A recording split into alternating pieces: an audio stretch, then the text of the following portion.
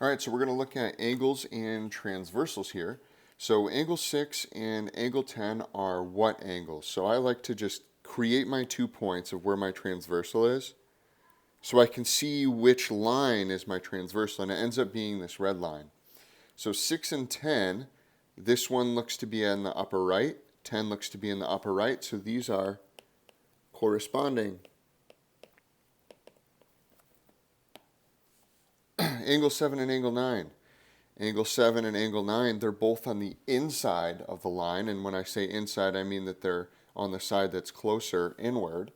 And so 7 and 9 have to be interior, and they look to be on the opposite side of the line, so this is alternate interior angles.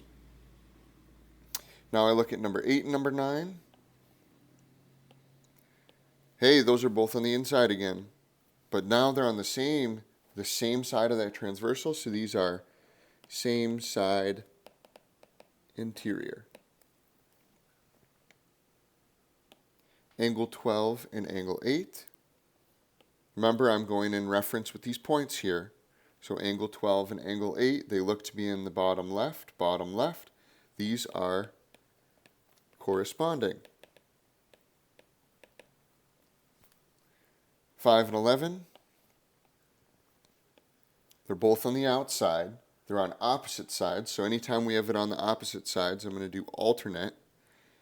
And then, since they're on the outside, it's the exterior. So these are alternate exterior angles. And then the last one, we've got angle 8 and angle 10. So angle 8 and angle 10, they're on the inside again. So these are going to be interior. And they're on the opposite sides of the transversal, so it's alternate.